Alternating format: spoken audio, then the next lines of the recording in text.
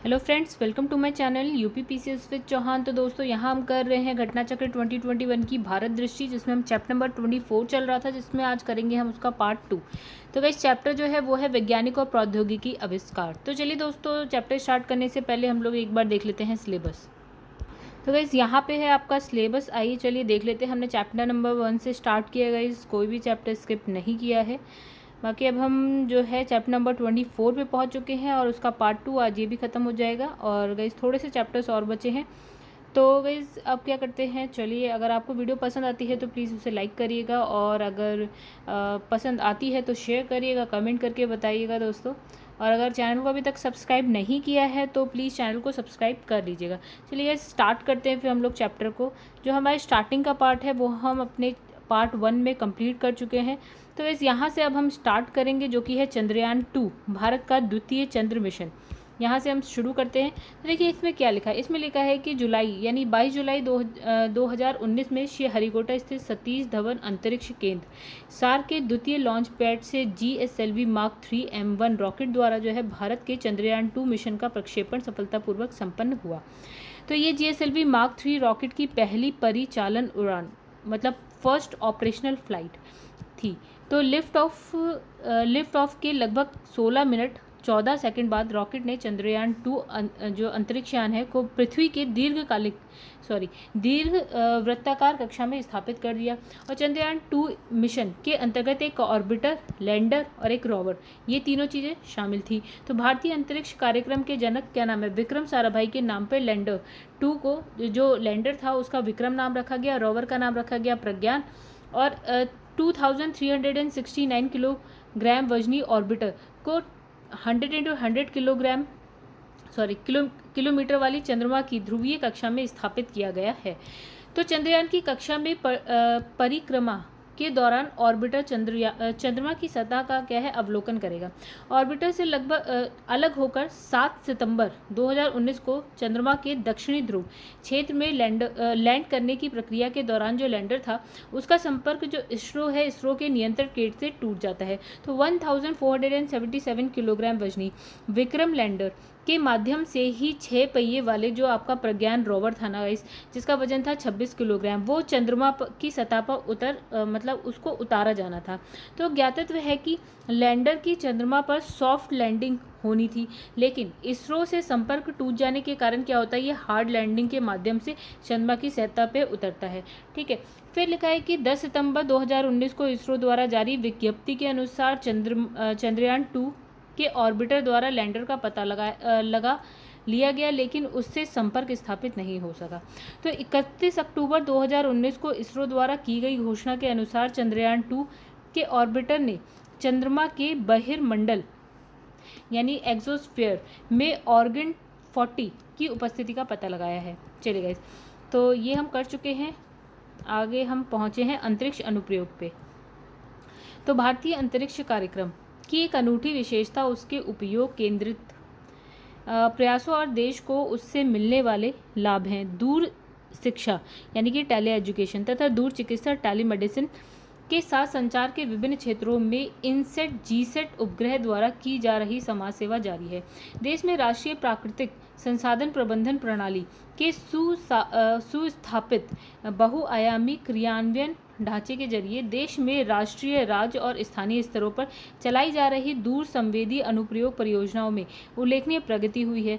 तो भारतीय दूर संवेदी उपग्रह समूह में कृषि फसलों के भंडार, कृषि अकाल के आकलन, दावानल पर नजर रखने, भूजल संभावना के मानचित्र के बेहतर उपयोग, अन्य प्रशासनिक संबंधी प्रयोगों में महत्वपूर्ण जानकारी प्राप्त करने में मदद की। तो इसरो का आपदा प्रबंधन सहायता कार्यक्रम आपदा के प्रभावी प्रबंधन के लिए स्थान आधारित जानकारी और सूचना और संचार के साधन उपलब्ध करा रहा है। फिर लिखा है कि राष्ट्रीय दूर संवेदी केंद्र में स्थापित निर्णय सहायता केंद्र बाढ़, चक्रवात, भूस्खलन, भूकंप, जंगल की आग जैसी प्राकृतिक आपदाओं की निगरानी में लगा हुआ है। तो गाइस, आगे देखते हैं इसमें और कुछ बचा है आगे कि नहीं। हाँ, अब इसमें काफ़ी पॉइंट्स हैं। फिर लिखा है राष्ट्रीय आपदा प्रबंधन डेटाबेस बहुमानक भू-स्थानिक डेटाबेस का इस्तेमाल करते हुए राज्य और केंद्र शासित प्रदेश के लिए आपदा संबंधित जानकारी देता रहा। इस दैनिक जानकारी के अलावा अनुमान लगाने वाली एजेंसियों से मिलने वाली चेतावनियों को NDEM डैशबोर्ड पर उपलब्ध कराया गया। फिर इसरो ने अंतरिक्ष और प्रमुख आपदाओं के लिए अंतर्राष्ट्रीय चार्ट पर हस्ताक्षर किए हैं, जिसका उद्देश्य अंतरिक्ष आंकड़े एकत्र करना, आपदा से प्रभावित उपयोगकर्ताओं को उपलब्ध कराने की एकीकृत प्रणाली तैयार करना है। चलिए दोस्तों पीछे चलते हैं, जो बॉक्स हमने छोड़ा है उसको भी हम पढ़ लेते हैं। देखिए यहाँ लिखा है अंतरिक्ष गतिविधियों में निजी क्षेत्र की मंजूरी। तो 24 जून 2020 को प्रधानमंत्री की अध्यक्षता में केंद्रीय मंत्रिमंडल की बैठक में अंतरिक्ष गतिविधियों की समस्त क्षेत्रों में निजी क्षेत्रों की भागीदारी को बढ़ावा देने के उद्देश्य से अंतरिक्ष क्षेत्र में दूरगामी सुधार को मंजूरी प्रदान की गई है। इसके तहत निजी क्षेत्रों को भारतीय अंतरिक्ष अनुसंधान संस्थान यानी कि इसरो की सुविधाएं और अन्य संबद्ध परिसंपत्तियों का प्रयोग करने की अनुमति प्रदान की जाएगी, जिससे उनकी क्षमताओं में सुधार हो सकेगा। निजी क्षेत्र को उपग्रह प्रक्षेपणों और उपग्रह आधारित सेवाओं में समान भागीदारी का अवसर प्रदान किया जाएगा और इस हेतु एक विनियामक निकाय के रूप में भारतीय राष्ट्रीय अंतरिक्ष संवर्धन और प्रमाणीकरण केंद्र का गठन किया गया है। और ये केंद्र जो है अंतरिक्ष गतिविधियों में निजी उद्यमों को बढ़ावा देकर एक निर्देशित कर अंतरिक्ष क्षेत्र के विकास को गति प्रदान करेगा। तो इन स्पेस एक सुविधा प्रयायक तथा नियामक की भांति कार्य करेगा। ये इसरो तथा निजी कंपनियों के बीच अंतर संवाद स्थापित करेगा और भारत की अंतरिक्ष संस्थानों के सर्वश्रेष्ठ उपयोग और अंतरिक्ष आधारित गतिविधियों को बढ़ाने के प्रयासों का आकलन करेगा। चलेगा इस नेक्स्ट पेज पे हम लोग आते हैं। देखिए क्या लिखा है यहाँ पे। लिखा है अंतरिक्ष विज्ञान और ग्रह अनुसंधान। तो 2 ग्रहों के बीच चलाए जा रहे भारत का पहला अंतरिक्ष यान अभियान मंगल के चारों ओर अपनी कक्षा में सफलतापूर्वक 3 वर्ष पूरे कर चुका है और नियमित रूप से महत्वपूर्ण जानकारियां उपलब्ध करा रहा है। अंतरिक्ष यान के स्वास्थ्य मानक सामान्य हैं। अंतरिक्ष यान से मिली जानकारी का वैज्ञानिक विश्लेषण उपग्रह के विभिन्न आयामों पर किया जा रहा है। वर्ष के दौरान अंतरिक्ष यान पर कक्षा में दिशा परिवर्तन भी किया गया, जिसमें 2022 तक दीर्घकालिक ग्रहण का खतरा खत्म हो गया। ठीक है। फिर इसमें लिखा है कि भारत का पहली विविध तरंग धैर्य वाली वेधशाला ने कक्षा में 2 वर्ष पूरे कर लिए हैं। उपग्रह से अब वेधशाला की तरह काम किया जा रहा है। ठीक है। आगे गैस देख लेते हैं इसमें और कोई पॉइंट है कि नहीं है। तो गैस यहाँ पे इस बॉक्स में क्या लिखा है। यहाँ लिखा है कि मिशन PSLV C50 और CMS-01। तो लिखा है दिसंबर 2020 को सतीश धवन अंतरिक्ष केंद्र सार श्री हरिकोटा से भारत के दक्षिणी ध्रुवीय उपग्रह प्रक्षेपण यान की 22वीं उड़ान यानी कि मिशन PSLV-50 सफलतापूर्वक संपन्न हुई। तो इस मिशन के तहत PSLV C50 ने भारत के संचार उपग्रह यानी कि CMS-01 को उसकी निर्धारित कक्षा में सफलतापूर्वक स्थापित कर दिया। तो ये XL प्रारूप यानी कि 6 स्टेपर मोटर के साथ PSLV की 22वीं उड़ान थी। CMS-01 भारत का 42वां संचार उपग्रह है और यह उपग्रह आवृत्ति स्पेक्ट्रम के विस्तारित C बैंड से सेवाएं प्रदान करेगा। ये बैंड मुख्यतः उपग्रह संचार और पूर्णकालिक सैटेलाइट टीवी नेटवर्क हेतु, साथ ही मौसम रडार, वाईफाई उपकरणों, रेडियो लैन हेतु भी प्रयोग होती है। विस्तारित सी बैंड कवरेज के अंतर्गत भारतीय मुख्य भूमि, अंडमान और निकोबार द्वीप समूह, लक्षद्वीप, ये तीनों क्या है शामिल है। इस उपग्रह की मिशन अवधि कितनी 7 वर्ष से अधिक है। चलिए आगे बढ़ते हैं। यहाँ पे लिखा है कि अंतरिक्ष वाणिज्य। तो अंतरिक्ष विभाग की वाणिज्यिक शाखा क्या है एंट्रिक्स कॉरपोरेशन वैश्विक बाजार में भारतीय अंतरिक्ष उत्पादों और सेवाओं की मार्केटिंग कर रही है। भारतीय अंतरिक्ष कार्यक्रम के लिए मानव संसाधन तैयार करने और कार्यक्रम की बढ़ती मांग पूरी करने के लिए वर्ष 2007 में तिरुवनंतपुरम में भारतीय अंतरिक्ष विज्ञान और प्रौद्योगिकी संस्थान की स्थापना की गई, जो मानद विश्वविद्यालय है। अब है पृथ्वी विज्ञान। तो पृथ्वी विज्ञान पृथ्वी तंत्र के विभिन्न घटकों जैसे कि वायुमंडल, जलमंडल, हिममंडल, थलमंडल, जीवमंडल तथा उसके बीच संबंधों से संबंधित है। पृथ्वी विज्ञान मंत्रालय मौसम, जलवायु, समुद्र, तटवर्ती स्थल, जलमंडलीय तथा भू संवेदी सेवाएं प्रदान करने के लिए भू विज्ञान से संबंधित सभी आवश्यकताएं पूरा करता है। फिर सेवाओं में विभिन्न प्राकृतिक आपदाओं की भविष्यवाणी चेतावनी शामिल है।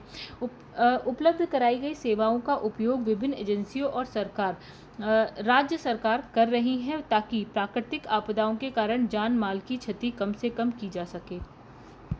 चलिए दोस्तों आगे बढ़ते हैं। इसमें लिखा है वायुमंडलीय एवं जलवायु अनुसंधान। तो 12 किलोमीटर की क्षैतिज रिजोल्यूशन पर मौसम संबंधी कारगर भविष्यवाणी उपलब्ध कराने के लिए उच्च रेजोल्यूशन वाला वैश्विक निर्धारण योग्य मौसम पूर्वानुमान मॉडल तैयार किया गया है। इसके साथ ही पृथ्वी विज्ञान मंत्रालय ने मौसम की भविष्यवाणी के लिए उच्च रेजोल्यूशन वाले वैसे ही मॉडल इस्तेमाल करने की क्षमता हासिल कर ली जैसी अमेरिका में है। फिर आगे बढ़ते हैं। लिखा है गर्म और ठंडी हवा की लहरों का पूर्वानुमान। तो गर्म हवा की लहरों तथा उसके कारण सेहत को होने वाले नुकसान के बारे में पर्याप्त चेतावनी देने के लिए पृथ्वी विज्ञान मंत्रालय ने पहली बार देश भर में गर्म हवाओं के पूर्वानुमान जारी करना क्या है आरंभ किया है। तो गुजरात, आंध्र प्रदेश, महाराष्ट्र, ओडिशा जैसे राज्यों की सरकारों ने गर्मी के मौसम में इस पूर्वानुमान के आधार पर अपने अपने राज्य के अनुकूलन योजना आरंभ की है। तो इसमें इनसे उन्हें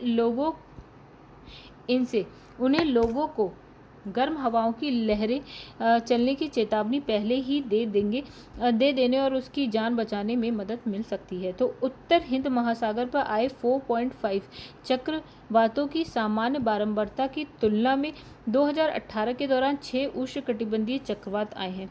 तो विश्व मौसम विज्ञान संगठन ने अरब सागर पर चक्रवाती तूफान सागर, अरब सागर पर अत्यंत भीषण चक्रवाती तूफान मैकूनू और गाइस यहाँ पे लिखा है, देखिए डेट भी लिखी है 16 से 21 मई और 21 से 27 मई।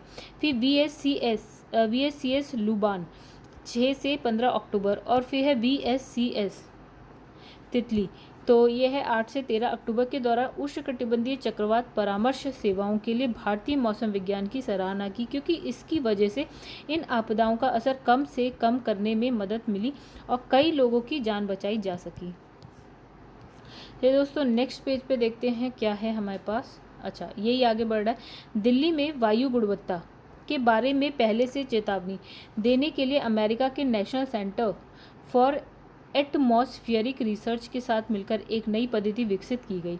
इस पद्धति के तहत पराली जलाने और धूल उड़ने के बारे में उपग्रह डेटा और लगभग 36 निगरानी केंद्र से आंकड़े इकट्ठे किए जाएंगे। भारतीय मौसम विज्ञान और power system operation corporation limited ने ऊर्जा क्षेत्र के लिए विशेष वेब पोर्टल शुरू किया है। मुंबई शहर में स्थान विशेष के बारे में वर्षा की जानकारी उपलब्ध कराने के लिए Mumbai weather live mobile application यानी कि ऐप विकसित की गई है। फिर आगे है वायुमंडलीय और जलवायु अनुसंधान। भारतीय मौसम विभाग ने अपनी पूर्वानुमान क्षमता में और सुधार करने के लिए अपने पर्यवेक्षण नेटवर्क में विस्तार किया है। कुछ प्रमुख संवर्धन प्रयासों में शामिल है गोवा में एस बैंड डॉपलर मौसम रडार, नई दिल्ली में स्वदेश में विकसित GPS आधारित प्रायोगिक भौतिक स्थिति जांच उपकरण, 8 हवाई अड्डे पर स्वदेश में विकसित दृष्टि रनवे दृश्यता रेंज और फिर स्वचालित मौसम निगरानी प्रणाली। आंध्र प्रदेश की राजधानी अमरावती के मौसम केंद्र में एक नई मौसम निगरानी प्रणाली। तो गाइस आगे है केरल और कर्नाटका के लिए तूफान चेतावनी के लिए अक्टूबर 2008 में केरल के तिरुवनंतपुरम में भी एक नया तूफान चेतावनी केंद्र स्थापित किया गया। महाराष्ट्र में स्थापित किए गए आकाशीय विद्युत स्थानक नेटवर्क का विस्तार देश के अन्य भागों में किया गया। 28 अतिरिक्त सेंसर लगाए गए हैं। फिर लिखा है सुनामी चेतावनी प्रणाली। तो मंत्रालय द्वारा हैदराबाद स्थित भारतीय समुद्र सूचना सेवा केंद्र में स्थापित भारतीय सुनामी चेतावनी प्रणाली को हिंद महासागर के देशों को चेतावनी देने के मामले में यूनेस्को द्वारा हिंद महासागर क्षेत्र के लिए क्षेत्रीय सुनामी सेवा प्रदाता के रूप में मान्यता दी गई। तो भारतीय सुनामी चेतावनी प्रणाली के साथ भूकंप आने के 10 मिनट के भीतर की चेतावनी जारी करने की क्षमता है। फिर गाइस यहाँ पे बॉक्स में पहले देख लेते हैं क्या लिखा है। यहाँ लिखा है 107वीं भारतीय विज्ञान कांग्रेस। तो गाइस जो ये है इसका आयोजन कब होता है? 3 से 7 जनवरी 2020 के मध्य university of agriculture sciences Bengaluru Karnataka में किया गया। फिर 107वीं जो भारतीय विज्ञान कांग्रेस का केंद्रीय विषय क्या था? विज्ञान और प्रौद्योगिकी ग्रामीण विकास, मतलब science and technology rural development. तो 3 जनवरी 2020 को इस 5 दिवसीय विज्ञान कांग्रेस का उद्घाटन प्रधानमंत्री नरेंद्र मोदी ने किया। इस वर्ष भारतीय विज्ञान कांग्रेस की अध्यक्षता प्रोफेसर के.एस. रंगपा द्वारा की गई। ठीक है। 2 नोबेल पुरस्कार विजेता यह था जर्मन भौतिकी विज्ञान स्टीफन हेल और इजराइल के वैज्ञानिक, क्या नाम है इनका, एडा ई योनत ने भी इस कांग्रेस में भाग लिया। भारतीय विज्ञान कांग्रेस ने पहली बार किसानों के नवाचार और उनकी वैज्ञानिक प्रामाणिकता के महत्व को रेखांकित करने के लिए किसान विज्ञान कांग्रेस का भी आयोजन किया गया। तो भारतीय विज्ञान कांग्रेस के दौरान 4 से 6 जनवरी 2020 के मध्य राष्ट्रीय किशोर वैज्ञानिक सम्मेलन का आयोजन किया गया। 5 से 6 जनवरी 2020 के मध्य 9वीं महिला विज्ञान कांग्रेस का आयोजन भारतीय विज्ञान कांग्रेस के एक भाग के रूप में किया गया। फिर 107वीं जो है भारतीय विज्ञान कांग्रेस के दौरान विज्ञान संचारक सम्मेलन की मतलब का भी को आयोजित किया गया। 3 से 7 जनवरी 2022 के मध्य 108वें भारतीय विज्ञान कांग्रेस का आयोजन कहाँ? Symbiosis international university Pune Maharashtra में किया जाएगा। 108वीं भारतीय विज्ञान कांग्रेस का मुख्य विषय क्या होगा? महिला सशक्तिकरण के लिए साथ सतत विकास के लिए विज्ञान और प्रौद्योगिकी, मतलब यहाँ पे लिखा है science and technology for sustainable development with women empowerment. तो भारतीय विज्ञान कांग्रेस के 108वें सत्र की अध्यक्षता कौन करेगा? वह है डॉक्टर विजयलक्ष्मी सक्सेना करेंगी। ठीक है। अब यहाँ बॉक्स में क्या लिखा है? 27वीं राष्ट्रीय बाल विज्ञान कांग्रेस। तो 27वीं राष्ट्रीय बाल विज्ञान कांग्रेस यानी कि नेशनल चिल्ड्रन साइंस कांग्रेस का आयोजन 27 to 31 दिसंबर 2019 के मध्य कहाँ हुआ था? तिरुवनंतपुरम केरल में किया गया था। इस आयोजन का केंद्रीय विषय क्या था? स्वच्छ, हरित और स्वस्थ राष्ट्र के लिए विज्ञान, प्रौद्योगिकी और नवाचार, यानी कि science, technology, innovation for clean and green and healthy nation. ठीक है। फिर लिखा है ज्ञातव्य है कि राष्ट्रीय बाल विज्ञान कांग्रेस भारत सरकार के विज्ञान एवं प्रौद्योगिकी विभाग के अधीन राष्ट्रीय विज्ञान और प्रौद्योगिकी संचार परिषद यानी कि NCSTC का एक क्या है? अग्रणी कार्यक्रम है। आगे बढ़ते हैं दोस्तों। ओके, आगे नहीं, यहीं पे। तो यहाँ पे एक हमने छोड़ा, यहाँ पे लिखा है ध्रुवीय क्या है? क्रायोस्फीयर रिसर्च यानी कि पेसर। तो लिखा है राष्ट्रीय अंटार्कटिक एंड महासागर अनुसंधान संस्थान गोवा में। गोवा ने हिमालय के में अत्यधिक ऊंचाई पर एक अनुसंधान केंद्र स्थापित किया जिसे क्या हिमांश कहा गया। तो गाइस सेकंड लास्ट पेज है ये हमारा। लिखा है कि ये जो है 13,500 फीट यानी कि 4 किलोमीटर मान लीजिए से ऊपर क्या है? स्पीति हिमाचल प्रदेश में एक सुदूर स्थान पर स्थित है। तो इस केंद्र में ऑटोमेटिक मौसम केंद्र, water level recorder, stream drill, snow ice corer, फिर है ground penetrating radar, differential global positioning system, snow for, फिर है आपका फ्लो ट्रैकर, फिर थर्मिस्टर, स्ट्रिंग, रेडियोमीटर आदि जैसे उपकरण हैं। ठीक है। अब लिखा है भूकंप विज्ञान एवं भू विज्ञान अनुसंधान यानी कि सेज।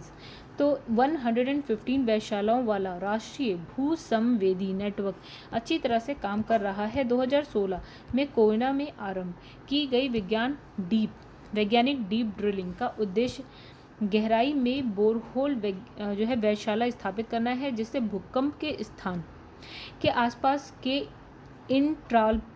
इंट्राप्लेट सक्रिय फोल्ड जोन में मौजूद चट्टानों के भौतिक गुणों, छिद्र में तरल के दबाव, जलीय मानदंडों, तापमान और अन्य मानदंडों को भूकंप से पहले और उसके दौरान और उसके बाद सीधे मापा जा सके। तो इससे क्या है? फोल्डिंग की प्रक्रिया, फिर जलाशय के कारण आए भूकंप की भौतिकी की बेहतर समझ होती है और अनुमान लगाने वाले मॉडल तैयार करने में मदद मिलती है। अब हम बात करेंगे जैव प्रौद्योगिकी की। तो वर्ष 1982 में राष्ट्रीय जैव प्रौद्योगिकी बोर्ड का गठन और वर्ष 1986 में जो है पूर्ण विभाग की स्थापना के बाद 30 वर्ष के अपने सफ़र में जैव प्रौद्योगिकी यानी कि गाइस क्या है बायोटेक्नोलॉजी जैव प्रौद्योगिकी विभाग में मील के कई पत्थर हासिल किए हैं। नेक्स्ट लेक्चर में कृषि, स्वास्थ्य, सेवा, पशु विज्ञान, पर्यावरण एवं उद्योग के क्षेत्र में जैव प्रौद्योगिकी के विकास एवं उपयोग में कई महत्वपूर्ण उपलब्धियां रही हैं। तो भारत आज एशियाई प्रशांत में तीसरा सबसे अच्छा जैव प्रौद्योगिकी केंद्र है। यहाँ लिखा है स्वायत्त शासी संस्था। तो जैव प्रौद्योगिकी अनुसंधान संवर्धन की कल्पना करने के कारण जैव प्रौद्योगिकी विभाग ने कृषि एवं संबंधित विज्ञान और स्वास्थ्य सेवा, पशु विज्ञान, पर्यावरण और उद्योग के विशिष्ट क्षेत्रों में जैव प्रौद्योगिकी के विशेष विषयों में अनुसंधान करने के लिए 16 स्वायत्त शासी संस्थान स्थापित किए। तो इसमें है गाइस राष्ट्रीय प्रतिरक्षा विज्ञान नई दिल्ली में। तो इसने क्या है जीव विज्ञान में चुनौतीपूर्ण प्रश्नों के समाधान के लिए विभिन्न जांचकर्ताओं को एक साथ लाने वाले अंदाज में वैज्ञानिक कार्यक्रम का विस्तार जारी किया है ताकि स्वास्थ्य सेवाओं में सुधार हो सके। यह राष्ट्रीय कोशिका विज्ञान केंद्र पुणे ने अपनी क्या लिखा है PhD कार्यक्रम में युवा वैज्ञानिक प्रतिभा और शोधकर्ताओं को बढ़ावा देने और संरचनात्मक जीव विज्ञान, स्टेम सेल जीव विज्ञान में अत्यधिक अनुसंधान के क्षेत्र में काम करने की नई पहल की है। फिर आपका है DNA फिंगरप्रिंटिंग एंड निदान केंद्र हैदराबाद के पास जीव विज्ञान में अनुसंधान के अग्रणी क्षेत्रों में कामकाज सुचारू करने के लिए विश्व स्तरीय अत्याधुनिक यंत्र और कंप्यूटिंग बुनियादी ढांचा मौजूद है। फिर आपका नेक्स्ट है यहाँ पे जैव विज्ञान संस्थान। तो भुवनेश्वर में स्थापित इस संस्थान का जोर जो है संक्रमण रोग, जीव विज्ञान, आपका जीन गतिविधियों और नियमन तथा ट्रांसलेशन शोध पर है। फिर लिखा है राष्ट्रीय मस्तिष्क अनुसंधान केंद्र मानेसर का ये केंद्र मिर्गी और ब्रेन मैपिंग पर बहुविषयक अनुसंधान और शिक्षण में लगा हुआ है। राष्ट्रीय पादप जीनोम अनुसंधान संस्थान नई दिल्ली।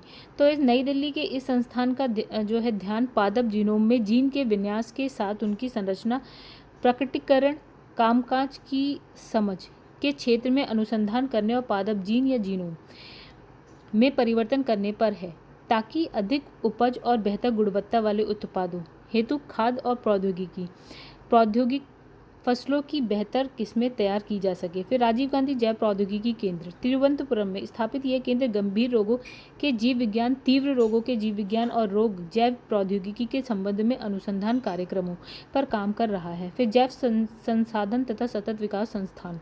तो इम्फाल का यह संस्थान पूर्वोत्तर क्षेत्र के सामाजिक आर्थिक विकास के लिए जैव संसाधनों के संरक्षण तथा सतत उपयोग में लगा हुआ है। नवोन्मेषी अनुप्रयुक्त जैव प्रसंस्करण केंद्र। तो इसमें लिखा है मोहाली के इस केंद्र का ध्यान द्वितीयक कृषि जैव उत्पादों के उत्पादन के लिए द्वितीयक कृषि और उत्प्रेरक अनुसंधान, नवोन्मेष तथा ज्ञान पर है।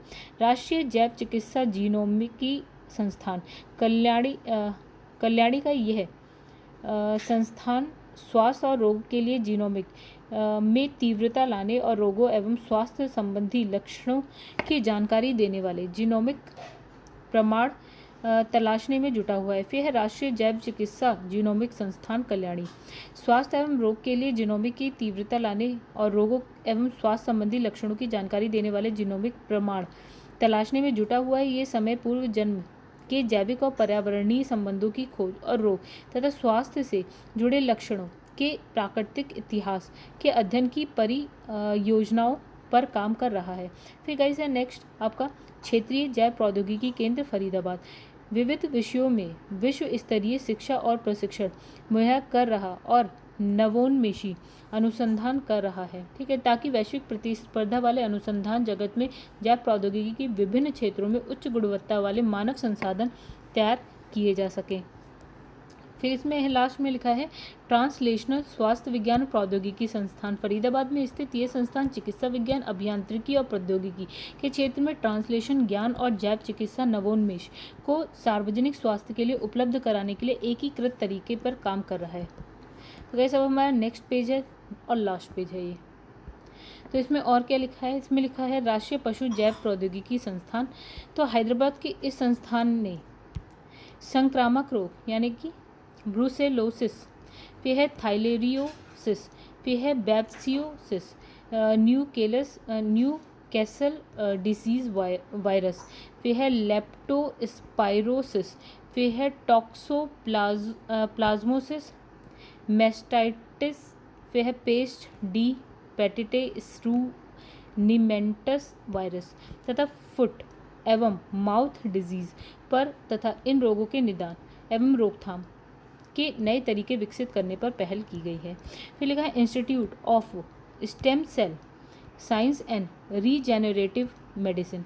तो बेंगलुरु में स्थित इस इंस्टीट्यूट ने क्या है विशिष्ट जांचकर्ताओं को इकट्ठा किया है जिन्होंने विशेष पर कार्यक्रम जो है आरंभ किए हैं।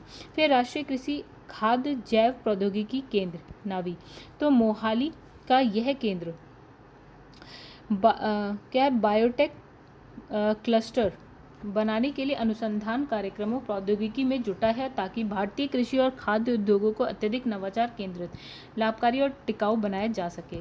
फिर नेक्स्ट है इस अंतर्राष्ट्रीय अनुवांशिक अभियांत्रिकी तथा जैव प्रौद्योगिकी केंद्र दिल्ली। तो विज्ञान और प्रौद्योगिकी मंत्रालय के जैव प्रौद्योगिकी विभाग के प्रशासनिक नियंत्रण के तहत काम कर रहा है और संस्थान का मिशन दुनिया भर के वैज्ञानिकों के साथ मिलकर अनुवांशिकी अभियांत्रिकी में क्या है उत्कृष्टता लाना है। फिर सार्वजनिक उपक्रम, तो इसमें लिखा है इंटरफेस एजेंसी के रूप में biotechnology industry research assessment council यानी कि बिराक की स्थापना की गई है ताकि नवोन्मेष तथा उद्यमशीलता बढ़ सके। प्रमुख सामाजिक क्षेत्र में किफ़ायती नवोन्मेष को बढ़ावा मिले, स्टार्टअप और छोटे तथा मझले उद्योगों को मजबूती मिले, नवोन्मेष के क्षमता विस्तार और प्रसार के लिए साझेदारों के जरिए योगदान हो, खोज का व्यवसायीकरण हो और भारतीय उद्यमों की वैश्विक प्रतिस्पर्धात्मक क्षमता सुनिश्चित हो। तो इस लास्ट में यहाँ पे देखिए क्या लिखा है, यहाँ लिखा है रुद्रम विकिरण रोधी स्वदेशी मिसाइल। तो यहाँ लिखा है विकिरण रोधी स्वदेशी मिसाइल एंटी रेडिएशन मिसाइल को दुश्मन देश के रडारों संचार स्थलों और अन्य रेडियो आवृत्ति उत्सर्जन स्रोत का पता लगाने और उन्हें बेअसर करने के लिए विकसित किया गया है, जो आमतौर पर किसी देश की वायु रक्षा प्रणाली का हिस्सा होता है और ये दुश्मन के किसी भी जैमिंग प्लेटफॉर्म या रडार स्टेशनों को बेअसर कर सकती है, जिससे स्वयं के लड़ाकू विमान के लिए रास्ता साफ हो सके। फिर 9 अक्टूबर 2020 को जो आपका DRDO द्वारा उड़ीसा तट के निकट स्थित व्हीलर द्वीप यानी कि डॉक्टर अब्दुल कलाम द्वीप पर नई पीढ़ी की विकिरण रोधी मिसाइल रुद्रम का सफलतापूर्वक प्रशिक्षण किया गया। फिर आगे लिखा है इस मिसाइल का परीक्षण किया गया। तो इस मिसाइल का परीक्षण जो है सुखोई 30 MKI लड़ाकू विमान से किया गया। फिर इसमें लिखा है DRDO द्वारा डिज़ाइन और विकसित ये पहली स्वदेशी विकिरण रोधी मिसाइल है। तो रुद्रम जो है संस्कृत भाषा का शब्द है जिसका अर्थ होता है दुखों का निवारक। आगे लिखा है नई पीढ़ी की विकिरण रोधी मिसाइल रुद्रम हवा से सतह पर मार करने वाली जो है मिसाइल है। ये मिसाइल विशेष रूप से भारतीय वायु सेना के लिए निर्मित की गई है। हैदराबाद स्थित DRDL यानी कि रक्षा अनुसंधान विकास प्रयोगशाला ने इस मिसाइल के विकास में नोडल एजेंसी के रूप में कार्य किया है।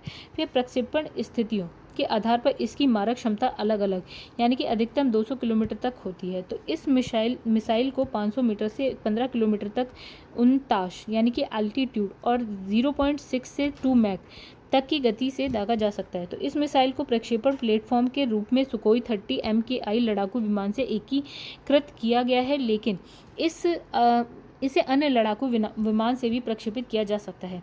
ये मिसाइल जो है अंतिम हमले के लिए पैसिव होमिंग हेड के साथ क्या लिखा है कैसे जड़त्वीय नेविगेशन प्रणाली इनर्शियल नेविगेशन सिस्टम यानी कि GPS से लैस है।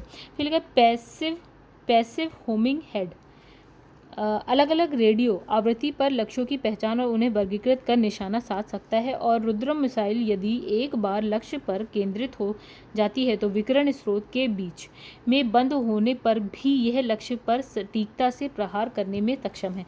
रुद्रम भारतीय वायुसेना की दुश्मन की वायु रक्षा क्षमता दमन करने में सहायक सिद्ध है। ठीक है, SEAD।